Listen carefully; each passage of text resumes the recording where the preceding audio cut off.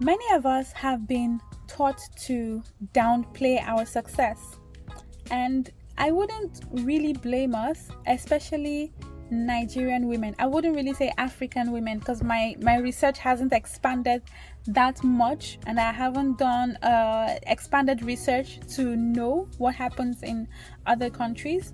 Okay, but I'm a Nigerian. I grew up mostly in Nigeria, so I can actually speak for us as Nigerian women. Many of us have been taught to downplay our success because we don't want to be seen as too much. And so on this video, I'm going to be talking about owning your wins without guilt. You are not too much. Okay, now I'm going to give us some examples because I know somebody is saying, do I actually downplay my success? I don't know if I do that. Yes, I've been there, and I'm going to give you some examples to show that you are actually guilty of what I'm saying. Okay, now the first one is, let's say you get a promotion, right? And you say, oh, thank you, it's actually God, it's just God, and then you skip your hard work. I'm not saying that you shouldn't attribute your success to God. Of course, it is by Him that we live and move and have our being.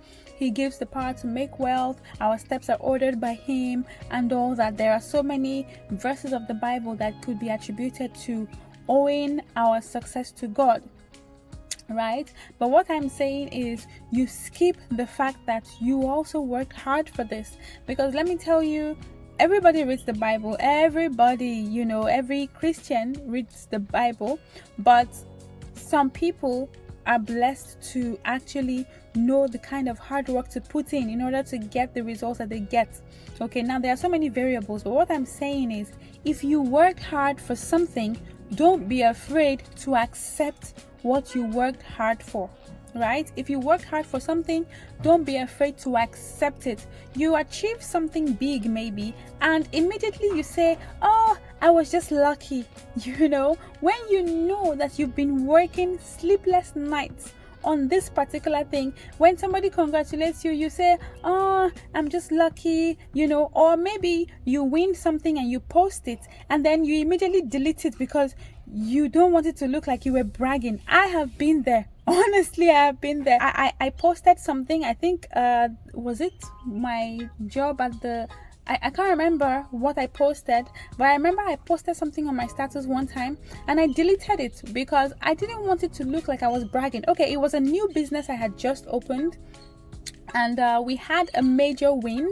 Okay, we had a major patronage, and I posted the chat. Of course I didn't post the person's name, but I posted the chat and posted that, oh, we were patronized and we just got a very large customer and everything.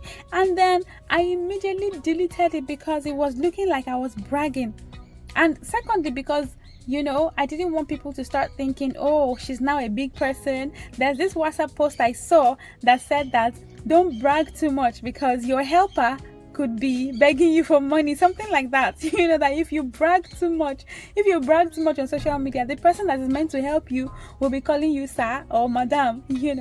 So anyway, I'm saying, if you have done this thing that I just did, I'm telling you, I did it. So you have nothing to be ashamed of, okay? And if you've done any of these things I'm saying, just put it in the comment section, okay? Tell me which one you're guilty of. Tell me which crime you're guilty of, right? And the last one is you fear being too loud, too proud, or looking too ambitious, right? Look, I have been there. Okay, I have been there. Sometimes I'm even tempted to still go there. To be honest with you, I'm not saying that I'm completely healed. Sometimes I find myself asking myself, if I say this thing like this, am I too proud? Or if I say this, or if I open this next business I'm trying to open, am I too loud? Will I be too ambitious? Am I too much? How will I? There was even a time I said, maybe I shouldn't open this new business because I'm scared of how I would introduce myself to people. Would I say that I'm a travel consultant? Or would I say I'm a real estate enthusiast? Or would I say, what is the first thing I would say when I'm introducing myself to people? Would I say I'm a YouTuber? Will I, which business will I introduce first? How am I going to, my God, my goodness. seriously, even thinking about it is stressful, right? And so you shrink yourself, or you're scared to be yourself because you don't want to be seen as too proud or too ambitious. I'll give you a very funny story, okay? Very, very funny story, but don't laugh. I was I was looking for a new house, and I was moving from the house that I lived in, and I was trying to move to a new house, okay? A new house that was more comfortable, okay? The previous house was a 2-bedroom flat, and so I was looking for a 2-bedroom flat, to move to. And then while I was at the salon, I was at, one of the salons I love to go to. Now it's a really small salon, but one thing I loved about that salon was that the owner, who is a female, was a very nice person. She was caring, she's nurturing, she asks you how you're doing, stuff like that. She makes you feel seen. And one thing that is big for me is establishments like that make me feel seen, okay? So I was there and I was just, discussing with her. She asked me how my house search is going. And so I was discussing with her. And all of a sudden, this other lady that was making her hair, next to me, I think, no, not her hair, sorry. She was having her nails done. She was getting her nails done. And she asked me, oh, what kind of house are you looking for? There's this house in so place. It's really nice. I think she said it's a self-contained flat. For those of us that don't know self-contained, it's almost like a studio apartment, okay? Where you have your room and living room and dining room are in one tiny space, which is your room. And then you have your kitchen, and then you have your bathroom. That's about it. Okay, just the room itself, the kitchen and the bathroom. Like, it's a room that contains your kitchen and bathroom. That's how I like to describe it. Now, I have nothing against people who live in self-contained apartments or studio apartments, but I feel like, and because I look way younger than I am, maybe, I don't know if she thought I was 21. So I just looked at her and I said, no, I'm not looking for a self-contained. She was like, oh, you want a 1-bedroom flat, right? Oh, there's this other place. And she kept on rapping about how she also knows somebody. And I told her, no, I actually need at least a 2-bedroom flat, okay? Because of course, right from time, whenever I move into a new house, I make sure that I have one room for official stuff, which is my home office. I know that once I get into that room, I'm doing official stuff, I'm working and all that. So that room is like my work room. I don't go in there when I'm not ready to work, okay? And when I'm done working, I leave that place, I shut the door, and then I come back to my normal life, okay? It's a psychology thing for me. So I'm not even able to stay in a place that has one room, because I have to have that room, which is like my productivity room. Now, I didn't explain these things to her. I'm explaining it to you because it is very essential for me, whether I get a 2-bedroom or 3-bedroom or whatever, very essential to me that I have a particular room where my productivity lies, okay? I have a spot in my house for prayer, a particular spot in my house that I have dedicated for prayer, but I have a particular room for my productivity. I go there to read, I go there to record, I go there to work, basically, and have my meetings. So I told this lady, no, I'm actually looking for a 2-bedroom flat. And guess what she says to me? She says, I could see the shock on her face. For my own money and my own house that I'm looking for. Do you understand?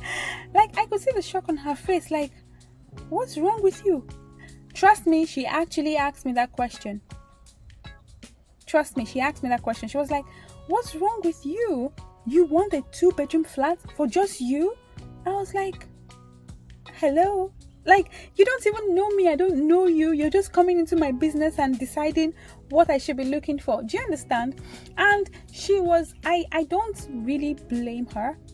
Okay, I know a lot of my viewers are like going ballistic right now. I'm sure in the comment section, some of you will be saying some crazy things. But the thing is, I don't blame her because of the kind of culture that she was raised in. Now, this woman was obviously way older than I am, right?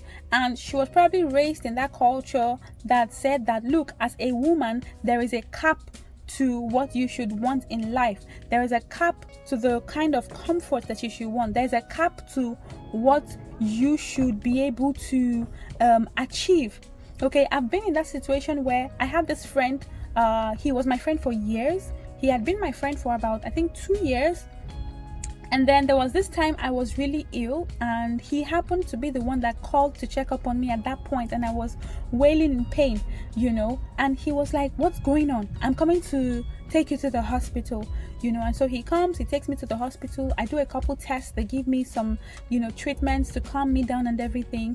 And then when it was time to take me back home, he took me back home and helped me, because I got some groceries and everything. So he helped me with the groceries up the stairs to my house. And then he gets into my house and looks at my house, and he's like, you live here? I said, yeah, why? Because when he came to pick me up, I came downstairs and everything, so he didn't really see my house. So the thing is, I demarcated my house into different businesses. My ante room was for my jewelry. I had this table, maybe if I find the picture on my phone, I'll show it to you. I had this table where I used for my jewelry making and everything. My living room was like, for something entirely different. I think my mini travel agency was in my living room then, so I attended to people in the living room. And then my dining room was for something entirely different, and my one of my bedrooms was for something entirely different, which was like my main office and everything. So when he saw the size of the house, he was like, oh wow, my god, you live here? I said, yes, I live here. What's the problem? Like, is there anything? And he was like, are you sure you're I've forgotten the question he asked me, but he asked me something along the lines of, how many sugar daddies do you have? So in other words, as a woman, you're not allowed to achieve some things on your own. You must have somebody giving you that money. It's not believable. Anyway, we'll talk about that another time. I don't want to spend so much time on this, but what I'm trying to say is, because of the mentality that we have as Africans, okay, and maybe as Nigerians, I would say, I can confidently say as Nigerians, I don't know what other African societies think, but as Nigerians, because of the mentality we have, a lot of our women have decided to not be ambitious. A lot of our women think that when you are too ambitious or you want to achieve something, you're going to be too proud. Okay, you don't want to be loud, because you don't want to show your wins, because you're scared of people thinking, oh, what does she think she is? She's too proud. She's not allowed to be proud. Your place in the society is to shut your mouth, to shush, to be humble. Some people even think that is humility. I remember when I was thinking of a car to buy, and one of my aunties was like, oh, just buy one very small car, because you don't want to look too proud, you don't want to chase men away. And I'm like, you know what? A lot of us Nigerian girls, we have heard this. I'm telling you, if you have heard it, drop it in the comment section.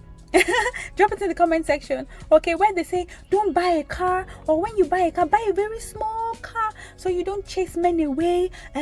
Don't be too loud, don't buy a big house. Trust me, when I was the first time I moved to Abuja and I was getting a house, a woman that I respect so much told me, don't get anything bigger than a 1-bedroom flat, because if you get a 1-bedroom, something bigger than a 1-bedroom, they would think you are sleeping around. And I'm like, what is the problem? If you can afford a level of comfort as a lady, and you need it, and you know that you can sustain it, then why don't you get it? I don't understand. Like, I'm so confused. At a point, my mom had to advise me, look, don't tell these people that you got this, okay? Because I don't want to answer questions, okay? I don't want to answer questions. I don't want them talking bad about you. I don't want them talking down on you. I'm like, what is going on? And I don't entirely blame these women or these people. It's mostly women that even say this, okay? I know that the mentality was passed down by both male and female, our ancestors maybe, and the culture then was the man goes out to work while the woman stays inside taking care of the kids, cooking and all that. I understand that, but things have changed. However, our mentality is so tough for mentalities and mindsets to change when it is something you were born into, and you were born into the understanding. It's like you came on earth to understand that this is the way things go. And so when somebody else is doing something that is different from that way that things are supposed to go, it's a problem for you to understand. It's a problem for you to wrap your head around it, and that is the problem. And so because you were born to understand that women are not meant to achieve so much, women should not drive big cars, women should have tiny houses, so that men will not feel intimidated, so that men will find them as wife material, because you were born into that society, when you see younger women achieving things, moving forward and everything, it messes with your mentality, because this is not what you were trained to do. Okay, even as an older woman, maybe like you were betrothed to somebody, back then maybe they betrothed you to somebody and you ended up marrying the person and you had no say in your house, and now you're seeing younger ladies stepping up, speaking out and everything. It messes with your brain and you think, oh, this is the reason why there's so much divorce, because these girls don't know how to be quiet, they don't know how to do, so it messes with your brain. Now, as a lady, as a young career lady, I am telling you that these things are going to mess with you mentally, because we are getting to that age where we are realizing that as women we can actually achieve things. I don't know who first said what a man can do, a woman can do better. But I feel like maybe the person realized, and maybe it's a female even, maybe the person realized that, look, all these things that men are doing, if I actually put my mind and heart and soul to do it, I can also achieve these things. I'm not saying that there should be a gender war or something.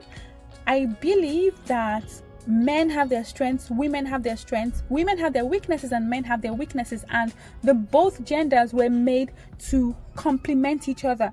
But what I'm saying is, as a woman, you shouldn't fear being seen, okay? And I don't want to take so much of our time today. I'm just going to give you a few points that hopefully will change your mentality, okay? I was talking to a friend about the Proverbs 31 woman that wakes up early in the morning and speaks to her workers and commands the household. So I was trying to explain to the person that, look, it is not a new wave, it is not a new culture, it has always been there. It's just that we have decided to ignore it, because the Proverbs 31 woman was an entrepreneur.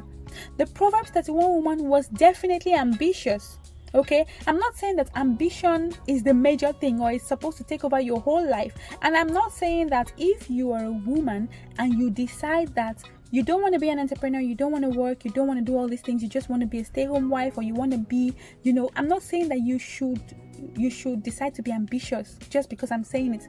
I'm saying that if you as a woman have that dream, have that aspiration to be something, then go ahead and be about it without being afraid of what society is going to say, without being afraid of what your friends and family are going to say. Because trust me, I am thinking about when I'm 100 and something years and I'm on my deathbed, I don't want to be regretting. Okay, I don't want to be saying, oh, I wish I did this. I don't want to. I think that Les Brown talks about it. I mean, he gives the best illustration when it comes to the last moments of one's life. He talks about how when you're on your deathbed and all the regrets, they come and they line up beside you and they are like, oh, you did not allow us to shine. You didn't let us express ourselves. Now you're dying and we are dying with you. All your skills and gifts and everything are dying with you because you kept on holding yourself back, afraid of what society would say, afraid of what people will say. Or like I used to be afraid, oh, how will I introduce myself? What will I introduce myself as when I'm introducing myself? Trust me, it's a real thing. I know I'm laughing about it, but it's actually a real thing, okay? So I'm just going to give us about 5 points, okay, that hopefully will change your mentality, okay, about this particular topic. The first thing I will tell you, which not every female will agree with, okay, and apologies in advance, but I'm not sorry. I'm not sorry, okay? The first thing I would tell you is you are allowed to be proud. Okay, I'm gonna say that again for the people at the back. You are allowed to be proud. And when I say you are allowed to be proud, I'm not saying you should be a proud person. I'm saying you are allowed to be proud of yourself. Okay, you're allowed to be proud of yourself. I mean, you worked hard, you prayed, you showed up. Come on, for crying out loud. You are allowed to celebrate your wins. Celebration is not arrogance. Celebration is gratitude in action. Okay? You're a child of God. The Bible says that God is able to do abundantly above all we can ever ask or think. So imagine that I prayed to God for maybe 100 million and I got 200 million or something. I got a 200 million contract and I want to celebrate, or I want to thank God and I want to celebrate what God has done. But at the same time, I know that I worked hard, to get it. Because of course, God will not come and bless you in your laziness. God will not come and bless you in bed. Right? You have to go about doing something. That's why the Bible says, whatever you find your hands doing, do it with all your might, do it with all your heart, do it with all your strength, because it is in that doing that God is going to bless you. And so let's say you worked hard, you did some sleepless nights, you prayed, and then you had a big win, and then people are telling you, no, don't celebrate because you don't want to intimidate the men, you don't want to be too proud, you don't want to be too loud, you don't want to win. It's just, oh my goodness. Do you understand what I'm saying? So you are allowed to be proud of yourself. The second point I would say is that dimming your light helps no one. I've said this before in another video where I used Madam Ibukun Awoshika as an example, where I said that when she allowed herself, she gave herself permission to be ambitious, she gave herself permission to shine. Because she gave herself the permission to shine, we, the younger ladies who have been watching her over the years, are also shining. Okay, so when you shine, you give other women the permission to shine. Okay, so, and that brings me to my next point. My next point says that winning is part of your assignment. That's my next point. That's my point number 3. Winning is part of your assignment. And I will still use Madam Ibukun as a point of contact. Sorry, I'm using her a lot, but I mean, she's a woman that I adore. Among all the other women that I follow, she's somebody that I adore. I've been listening to her and watching her over the years. Okay, winning is part of your assignment. And I will tell you what I mean by that. I have mentioned before on this channel that there's a part of the Bible that talks about how the creation of God is earnestly waiting for your manifestation. Now, when she was able to manifest, when she was able to go through all her hurdles in life and manifest, guess what? She became a blessing to people like me. She became a blessing to people like you. Okay? So, God didn't bring you this far to hide it. I said it before that you don't light a candle and put it under a bushel. You don't light a candle and put it under the bed. No, you light a candle and you put it on a tabletop so that it gives light to other people.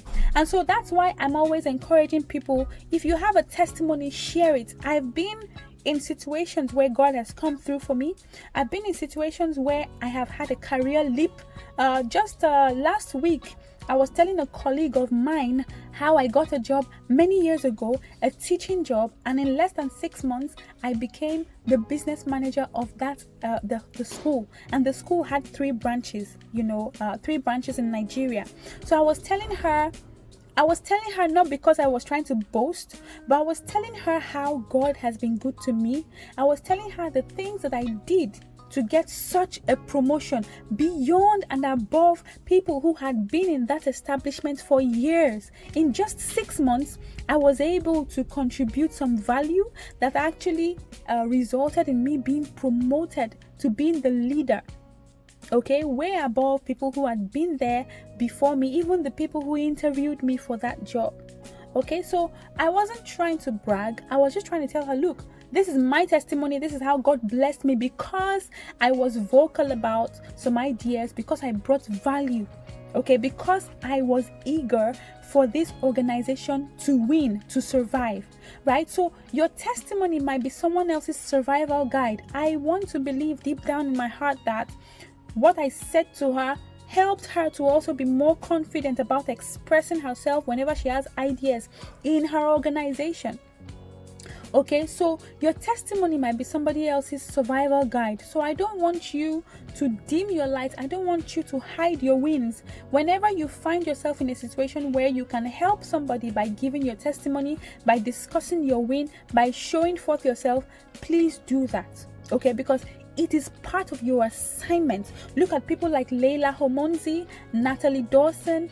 These people have decided to come out and tell us how they got to where they were, right? And because of that, I am inspired, I am influenced to actually start making it as well, to actually be more confident in my skills, to say that my fears do not make me less of a human, because these amazing super women have also gone through all of that and they came out successful. So I should not think that I am less of a human because they have been through what I'm going through. They're probably even going through what I am going through right now, and they're making it big. They're facing their fears and moving on. So I need you to understand that your win is part of your assignment, okay? And this brings me to my next point that says confidence does not make you too much. Okay, in one of my videos, I talked about how confidence should not mean arrogance, how you should be confident without being arrogant. Let them say you're loud, let them say you're proud. As long as you know that you're a good person, you're a kind person, you are not too much. You are finally being enough for you. I'm going to say that again for people at the back. You are not too much. You're finally being enough for you. Okay, so be confident. Okay, don't be arrogant or proud. Be confident. Okay, but know that you are not being too much. You're finally enough for you. You're finally stepping into the greatness that God has prepared you for. Okay, now this is Rema that just caught me. Okay, because a lot of you don't even realize that your creator needs you to be great. It's just like take any manufacturer. You know, a manufacturer manufactures something and has tested it and seen that, look, this thing has to work to the best of its capacity. I want this thing to work to the highest capacity, to work to the best of its capacity. And you, the item that was created by a creator that is excellent, have decided not to be excellent. Can you beat that? This is Rema that just hit me, honestly. Like, can you beat that? God created me to be excellent, has put the seed of greatness in me, has put the seed of excellence in me, and then I am now afraid to be excellent. Wow. That's amazing, right? So you are not too much. And that brings me to my last point. I need you to reframe that guilt. Okay, because it is a guilt. Some people think that they feel guilty for shining. They feel guilty for winning. Look, you are not guilty of shining. For crying out loud, you are not guilty of shining. If you are guilty of anything, you should be guilty of hiding when the world needed your light. I'm telling you, like, this is tough love right now. This is tough love right now. But because of this Rema that just hit me, and it's inspiring. This is my last point. Okay, you are not guilty. I need you to reframe that guilt. Okay, you are not guilty of shining. I'm speaking to you and I'm speaking to myself, because you know, in one of my videos I told you how this channel has been waiting to manifest for about 4 years. I have been thinking about this, allowing other things to overthrow, you know, this idea, allowing other things to overcome it. I'm like, okay, I need to start this other business. I'll start this channel later. I'll start this channel next month, next year, next 2 years, next month, tomorrow, and tomorrow never came. Are you getting me? So please, don't feel guilty of shining.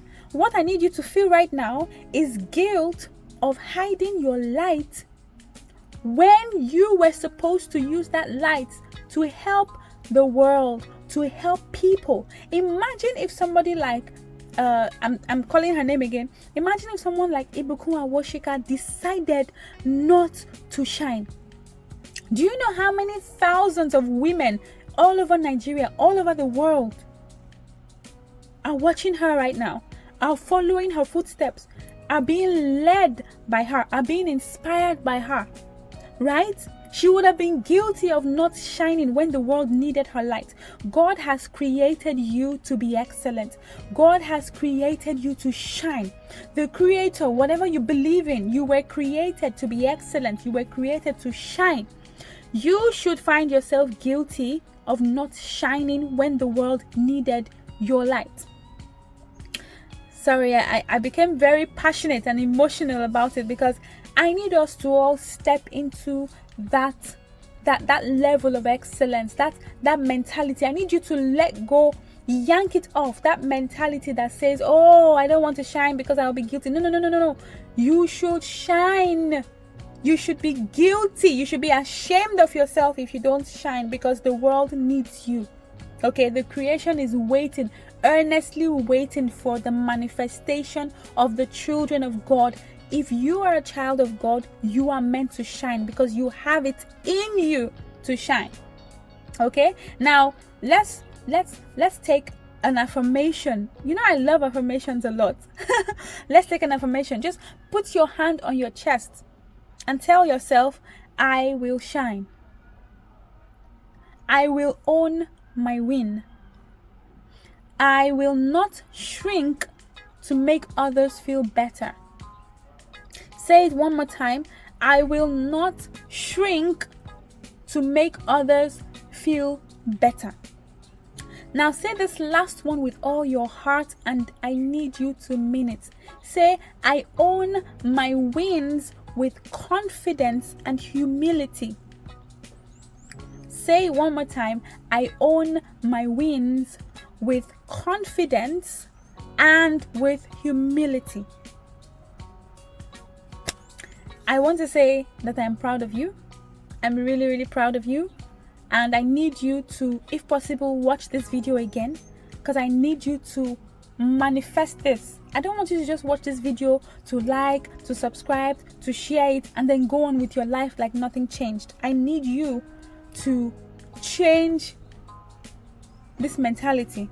Okay? When your confidence intimidates people, that is not your fault. I think that should even be my next topic. You know, so please own your win, own it, okay, with confidence and with humility. And I know that you are destined for great things. I need you to comment in the comment section. Anything you feel like telling me, just tell me. Own your win, own your win, own your win. Don't be guilty of shining, okay? Thank you so much. Please send this video to somebody that you know needs it. Send this video to somebody that needs it, to a woman that needs it. You are amazing. Take care of you.